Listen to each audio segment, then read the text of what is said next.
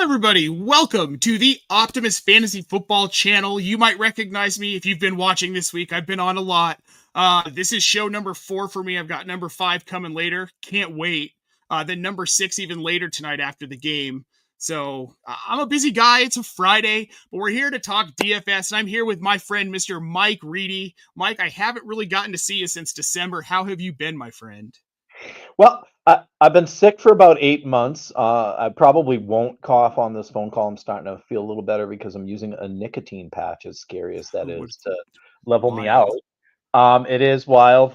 Yeah, I use these. I'm going backwards in the smoking world. I'll probably start smoking Camels at the end of the year to get more filterless, nicotine. Right? But yeah, of course. Gotta be filterless. It's good to be back, man. It's good to be back. It's good to be back in the NFL season, some normalcy after a wild, crazy summer. We don't know a whole lot, Mike. We were talking about this before the show. This is probably the most uninformed we're going to be all season. It feels like a draft, even though we're going to play DFS this week, right? Like, mitigate risk where you can. If there's somebody who looks like they're going to get a lot of touches but is low price, try to dive in on that. But it's a go with what you know type of week. Week 1 should be. It really is. I mean, and there's some places to maybe take a chance on a player here and there. But again, I'm not a big fan of that this week. I'm going to play it pretty safe. I want to see how things kind of shake out.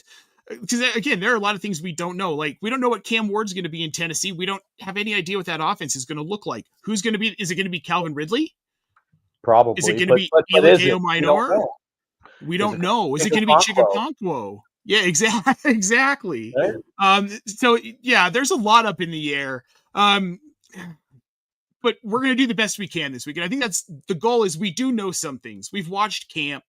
We have an idea of what some of these guys are. I mean, like Jamar Chase, you know what Jamar Chase is going to do.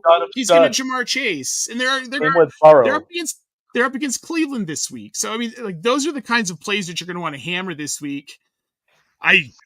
So when we talk to the players, we can talk about it. But in each game against Cleveland last year, both wide receivers had a touchdown in both games, meaning Chase and T. Higgins, right? So these are guys I'm going with, right? Because I know and I can expect them to get the double digits with ease this week.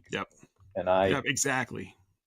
Well, and if you want to know more, if you don't get enough on the show, you can definitely find us over on Discord. It's a free server, and if you haven't found it, come on over. We've got people like me, Lou, Kevin, Mike, and a gaggle of other Optimus Fantasy folks ready at literally any hour of the day to help you with your pressing fantasy football questions, commiserate on your bad beats, and just generally hang out. I know the last thing you need is another Discord server. I'm in the same position. I'm in like 8 or 9 of them right now. But you're not going to get a bunch of notifications from us, and we're not about that at all. Our goal is to get you notified about the things you're interested in and nothing else. Come hang out and get some winning fantasy football advice from all of us fun people over at Optimus Fantasy. And now, Mike, let's move on to the quarterbacks. Quarterbacks this week. You can see from our picks, guys, we're playing it pretty safe. Let's talk about yours first. We're already talked a little bit about Joe Burrow. I mean, their defense stinks. He's going to air it out. I expect him to have at least 2 touchdowns. As I mentioned, both T. Higgins and Jamar Chase had a touchdown each game against the Browns last year. So I think you can expect Burrow to probably do that again this year. The Browns will be better offensively than people think, or at least look that way, because the Bengals defense is so bad. So I think they're going to have to pass. And I think Joe Flacco is going to throw the ball well the other way to force them to pass. The over-under, I think, is 47.5 on this game. I'm sorry, I don't have it in front of me, right? But it's pretty high, right? So we should be looking at some serious passing. We know the Bengals like to do that. Burrow's a guy I'm playing often. Well, they're going to throw the ball. And to that point, I see a lot of people wanting to roster Chase Brown, hammer Chase Brown this weekend. Everybody's excited about Chase Brown. This isn't a game where I think we're going to see a ton of Chase Brown because Cleveland actually does have a pretty good defensive front. They can sort of stop the run. They're going to have to throw the ball a lot. This is probably 100 plus yards for T. Higgins, for Jamar Chase. Burrow's going to throw for 3+. He's going to throw for 3-4 touchdowns. And I think Mike Gesicki gets involved as well. It surprised me. Yeah. Surprised me at all either. Now your second one, Bryce Young. I have questions about this one. I'm not a big Bryce Young guy, but with the Bryce Young isn't a very big guy, even on himself. He's a little guy. You know? I'm not a huge Bryce Young guy either, but the offensive lines improved dramatically. And that actually, they started playing better in the second half of last year. They had worked on improving it last year. I thought we would see some improvement from Bryce Young last year. He's talented, but small, right? Like, it's one of the things I don't typically like small quarterbacks because it's tough for them to see around those massive guys. Me being 5'9", I can tell you, when I played basketball, I can't see over everybody who's 6'6", and no one can see you behind them. So I don't love him because of that. But I like him better this year. He ended last season with a 5-touchdown game. He's got 2 good wide receivers to throw the ball to right now with Ted McMillan and Xavier Legette. I kind of like them this week too. And they're going up against a team, Jacksonville, where they're going to have to throw the ball because I think Jacksonville is going to score on them, and you can throw the ball on Jacksonville, at least from what we know of last year. Yeah. And I don't think their defense has gotten much better. So I look for them to throw the ball a lot. I mean, Chuba Hubbard will be involved probably, but I think this is a week where if you want to play a tournament play and go cheap at quarterback, someone like Bryce Young or Joe Flacco, by the way, are great plays. Flacco is a good play. We don't have him on this show sheet here, but he is someone I would look at as I'm building lineups Sunday morning last minute. With Bryce Young, I think you're right in this situation. Jacksonville, this is just a really good matchup for quarterbacks. It's a good matchup for wide receivers. Yep. I'm on Chuba this week too, as a start anyway. I'm about 4 slots ahead of him consensus with weekly rankings, but I think consistent though. I mean, he was so consistent last year. Yeah. I expect him to be consistent this year too, in and out. I do too. I mean, barring some sort of weird Rico Dowdle breakout, Chuba Hubbard's going to have another good season. I think he's probably top 18 running back when all is said and done. Now, Jaden Daniels, Mike, is my first pick over in Washington. Most of this is because they're up against the Giants, and this Giants team is going to have to prove to me that they've improved. I don't believe they have. Plus, Jaden Daniels is my QB3 in my draft rankings. I'm really high on him coming into the season. I think this Washington team has gotten better. They added Deebo Samuel. I think Austin Eckler is due to have a pretty decent season. I like who they have behind Austin Eckler as well. JCM, everybody's in love with Ja'Cory Krosky Merritt. Man, that's a tongue twister. I screwed up everybody but me. But yeah, I mean, I'm not going to say I don't like him. I do. He's good. He's fine. We don't know what's going to happen. We have no idea if he's even going to get playing time yet. So right. The praise went a little crazy, the hype on him. But this is an improved offense as well. They actually got even better, and they were great last year. Could you have asked for a quarterback to be better first year than he was last? I don't know if you could. That guy he exceeded every expectation possible. Oh, I had him as my QB1 last year, rookie QB1. So, man, but yeah, and he's a guy, right? He sure was. And he's a guy. He was, and he's a guy that I'm going to hammer probably all season. I don't think I'm that concerned about most matchups for Jaden Daniels, but this is a really good one. Then Justin Fields is my other guy, and I know Pittsburgh's defense is very good. I understand that, but at $5,400 for a mobile quarterback who it's almost better that their defense is good, because if they're getting pressure on him, he's just going to run. And for fantasy purposes, if he gets 100 yards and 2 touchdowns, that's a good day in DFS for a quarterback. If you add on some of the passing that he'll get too, at 5,400, I think Justin Fields is a nice play against Pittsburgh, who I'm sure he has some hard feelings. Justin Fields is another guy. Like, he wasn't exceptionally incredible last year, but he wasn't bad No. either. So you look at what he has to pass the ball to this year. He has Yeah. one guy he'll zero in on. I don't think he's ever been really a bad fantasy player. In No. my own humble opinion, I didn't understand why Chicago wanted to get rid of him, but I think they just didn't want to pay him. He's good. He should be good this week. In a standard play, I think he should be very good as well. Because Yeah.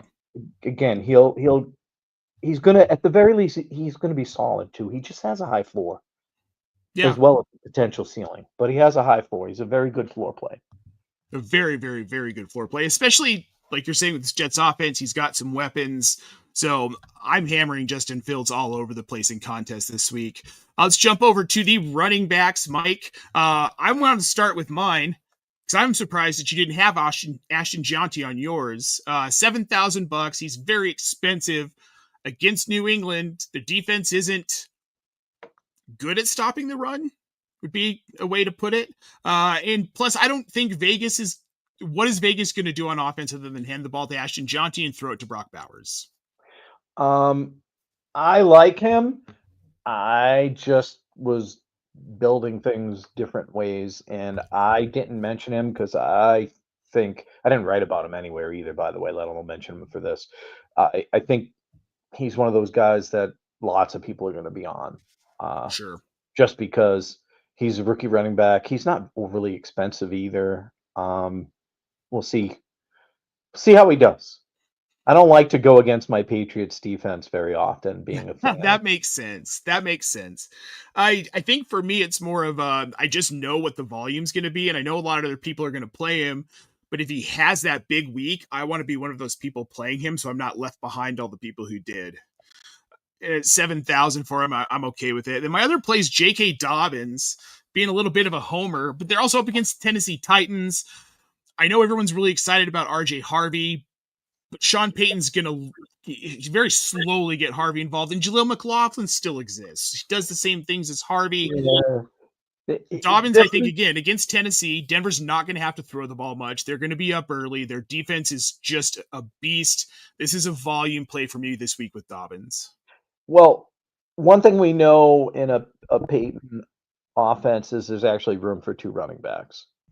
One of the other things that I probably mentioned before where Dynasty hurts redraft and DFS is a lot of people creating content are really Dynasty guys now. Yep. And get so hyped up over rookies, overly hyped over rookies. And then they start getting depressed when it's like, he's on third on the depth chart. Of course he is. He's a rookie.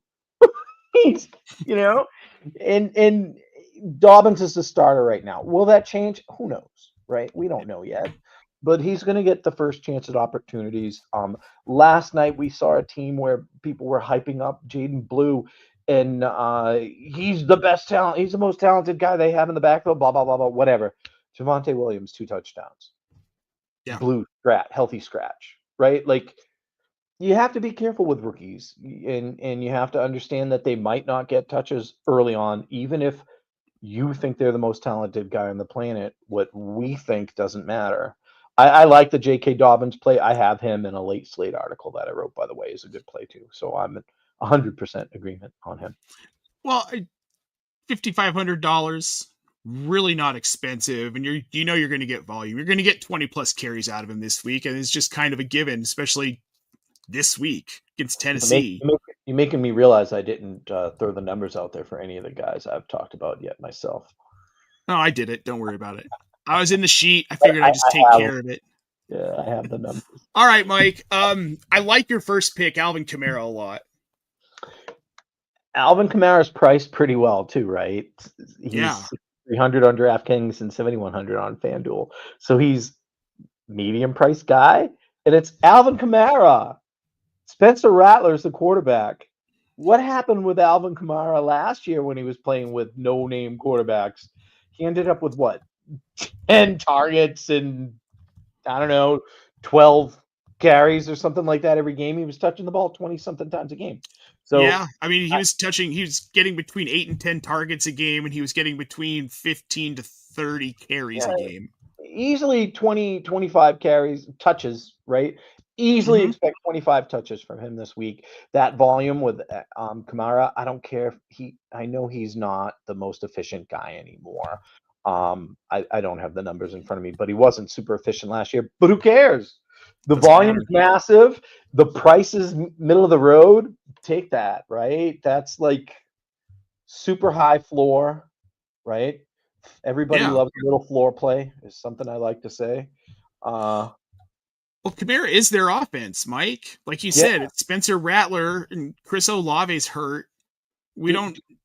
I don't trust anybody else on that offense right now. Absolutely not. Not one person on that offense would I start. I got I said that there might be worse things in life than starting Spencer Rattler. I wasn't sure what they were. It was on a short that we did, and people did not understand. They were yelling at me saying, "You're saying I should get Spencer Rattler." That's not what I said. Listen to the whole video, man. Come on. Nobody does that. They just like headlines. I Um, know it's fun. And Travis Etienne, this one, I've got to assume this is matchup. this is pure matchup. The Panthers gave up the most points to fantasy points to opposing teams running backs in 2024. Again, I don't think they got all that better on defense in the offseason. Etienne's the first guy up for the Jaguars in the backfield. He's done it before. Yeah.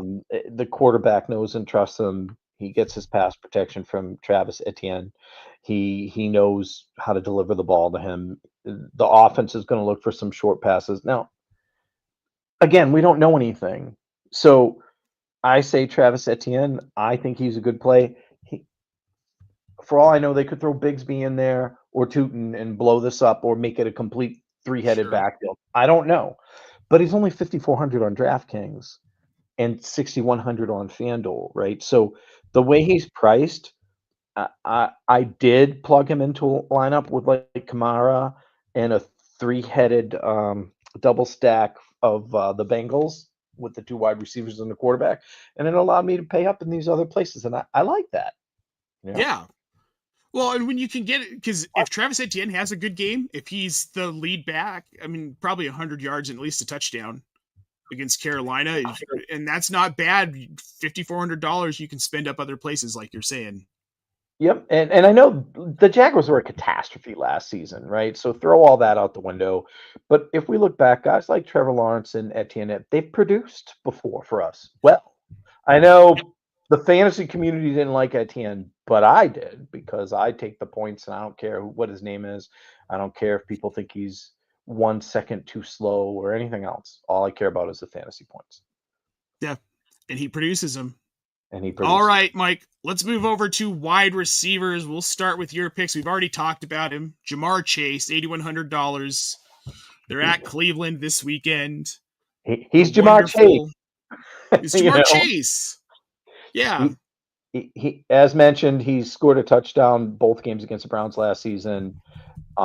He scored an awful lot of touchdowns last season. He's Yeah. virtually unstoppable, right? Unless Burrow isn't playing, then he's But with Burrow on the field, I mean, this is just he's an unstoppable force. He's gonna get you fantasy points this week. Yeah. And again, 15 points, that's like almost a given. Oh, it's 100% it's a given, especially against Cleveland. He had Yeah. 175 targets last season. There's no way that that's going to slow down. Nope. It He's just works. Burrow's going to have north of 600 targets again this season. And in DFS, like, you want to hammer these players, and it's a good stack. and as I mentioned, pay up. I mean, you're really paying up for Yeah. Jamar Chase. That's 8,100, okay, though. right? And 9,200 on FanDuel. You're really paying up. It's worth it. I think it's Mm-hmm. worth it for him. High floor, high ceiling guy. And if you can pay down in a few places, like we mentioned, guys we already mentioned, low Kamara, Etienne, Yep. low price guys. Jonty's even relatively mid price too, right? So Yeah. the guys that are going to produce that at mid price, it's a good week for that to jump on that. Yep. Your next one, Tet McMillan, trusting a rookie week 1. Not a huge fan of that, but again, matchup from last season is telling me that these guys are going to end up throwing the ball both teams a lot. I think we're going to have a higher scoring game than people realize. Also, opportunity. There's no more Jalen Coker. He's out hurt. Adam Thielen got traded away. You're looking at really two real options in the passing game: Ted McMillan and Xavier Legette, right? So I think Hunter Renfro's technically there. Young's going to pep those two guys. I'm sorry, you broke up on me. Oh no, you're fine. You're fine. Yeah, I mean, outside of Ted McMillan and Xavier Legette, they have Hunter Renfro, but I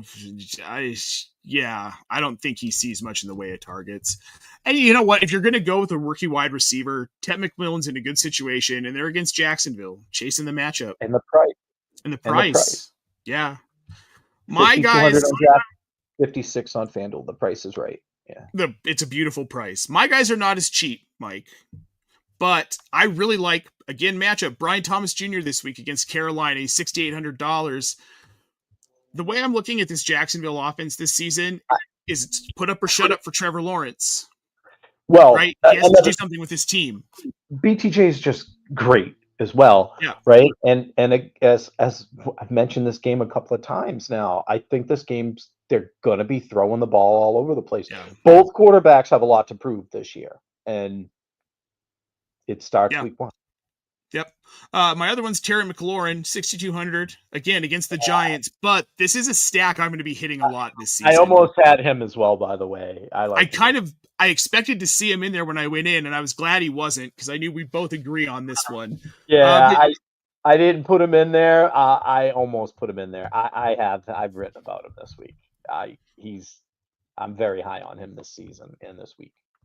Well, he was what? He was wide receiver 7 last season with Jaden Daniels. I think 120 targets. I think Debo only helps this situation for him. Makes it. So defenses can't hyper focus on him. Yep. I think it only helps. Ertz is looking like he might have another productive season at tight end too, which only helps Terry McLaurin. Last year, to be fair, Ertz was pretty good. He was very good last year. I expected to see Ben Sinnott at some point. We just never saw him because Ertz was efficient enough. They didn't need Sinnott. Yeah. I just think for me, again, matchup, this is a good stack. It's a cheaper stack. McLaurin's on the cheaper side at 6,200. So it's saving up a little bit for an elite receiver. I think this is a 100-yard game for McLaurin. I think he's 10 to 12 targets in this game. I feel like the Giants are going to find a way to stay in it a little bit, but not their defense. Probably a touchdown. It's the one time he had a bad matchup. I was on another show last year with Greg Kellogg, and he was all over this. And I was like, well, the matchup sucks. The defense is really good. They stop everybody. But McLaurin, if he gets a touchdown, it's going to be a good game, right? Like, it's touch. Mm-hmm. And he had so many touchdowns last season that it was hard. Like 13. Yeah, and even games where he only had like 40 yards, touchdown, and it just changed everything. Scary Terry got really scary, and he's a guy that I'm excited for this season. I'm going to be playing him a lot in DFS. This will not be the last time we talk about him.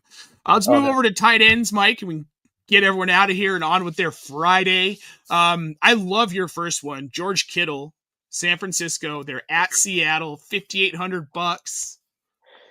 He's a stud, and we all know he's a stud.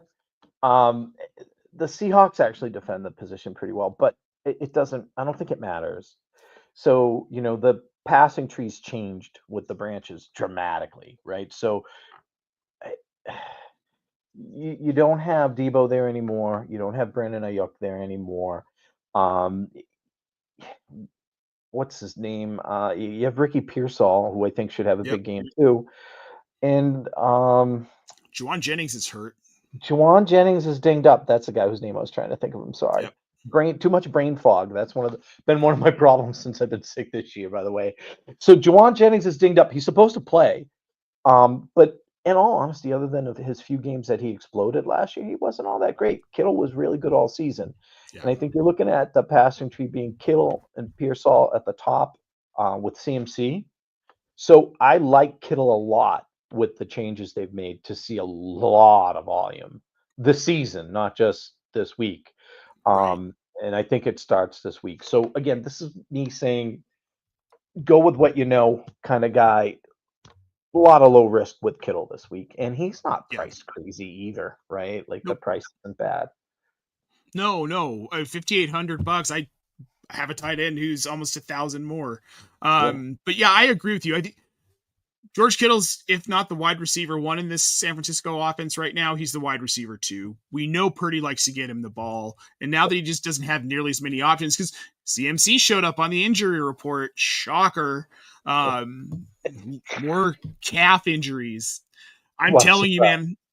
man, I wouldn't be surprised if he doesn't play this weekend. Is it time for him to just cut it off and put a blade on so he can keep playing? Yeah. Like he'll Just be do even it. faster. That's the problem. Right? Faster. Now your next one, David Njoku, $4,700 up against Cincinnati. I like this one. So last season, Bengals gave up the most points to opposing teams' tight ends, most Yep. fantasy points. Njoku had 10 or more fantasy points in each of the games against the Bengals last season. As scary as it is, Joe Flacco's accurate. He's going to get the ball and he's going to put it. He's going to put it in Njoku's hands.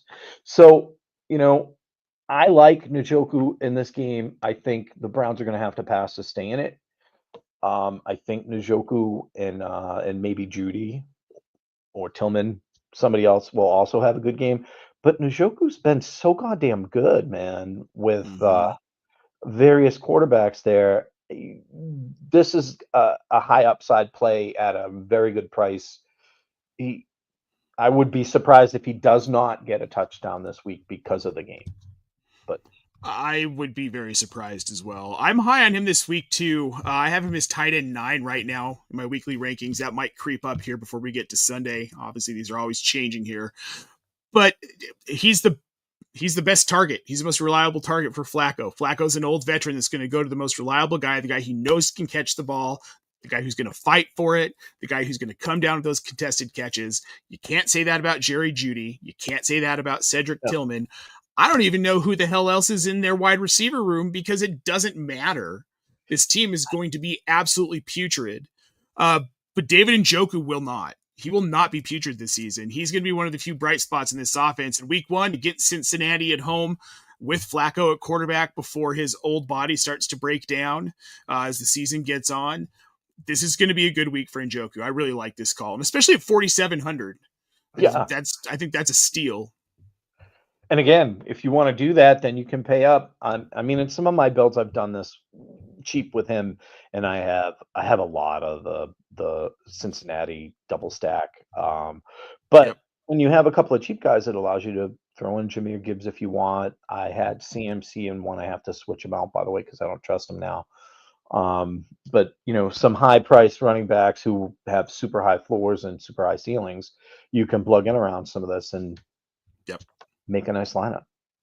Yep. We got Jamie Parag in the chat. What's up, Jamie? Tillman has a 90.6 true catch rate. I don't want to hear it, Jamie. I don't want to hear it. I mean, you're not wrong. He does want to know, do we think that Tillman's going to get 70 plus with Flacco this weekend? I think he might. I think he'd be a 100-yard guy. I would not be surprised. I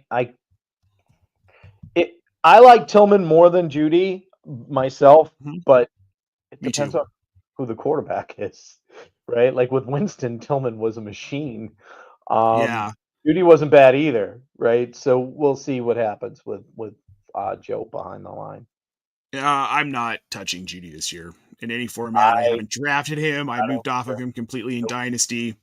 So we'll go ahead, Mike. I was going to say, meanwhile, I have a watch on Tillman in fantasy leagues to as a potential ad. So but he's way less expensive. Mm-hmm. So well, let's hit mine real quick, Mike. Let's get out of here. Brock Bowers, 6,500 against New England.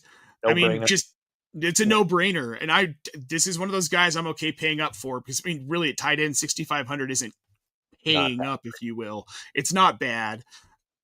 He's the wide receiver 1. Amari Cooper just retired. Not that he was going to have any bearing on this whatsoever. Kobe Myers got better as well. Both of those guys, fantasy value went through the roof after that. Yeah. Yep. But I mean, Bowers was always there, and he's the tight end one. He was last year. He will be again this year. Mark my words. And I want him pretty much every week in DFS if he stays around this price. If they start to bump him up, I might back off of it, but I'll have him on some rosters. And then I've got Evan Ingram, two of my Denver Broncos on this list, but I like that one too. I like Ingram too. $4,500 against Tennessee. And if he plays the true Joker role that we think he's going to play in the Sean Payton offense, this could be a 25 to 30 point week for him week 1 against Tennessee. Yeah. It's tough to hate that. Yeah. Well, and plus Sunday's my kid's birthday, and he's really excited that the Broncos are playing on his birthday. And I just want to see them destroy Tennessee for my kid's birthday, of course. Of course. You don't have any personal vendetta against Tennessee. No, not at all. Well, I don't like Mike Vrabel, but he's not there anymore. He's with the Patriots now. Yeah, it's I can't think of who took the job. Doesn't matter. It's worse for Tennessee. There is no hatred. It's like just total ambivalence. Well, what do you mean? I hope they beat them because my team's playing them, but who cares? Yeah. Well, before we get out of here, we got two things. One, Jamie Prog's birthday, also on Sunday. Happy birthday, man. Happy birthday. Have a great weekend, buddy. Then we got this question from Ryan Allen in the chat. Real quick start sitter. We'll throw this out. Pick one, half PPR. Nick Chubb, Jalen Warren, or Calvin Ridley.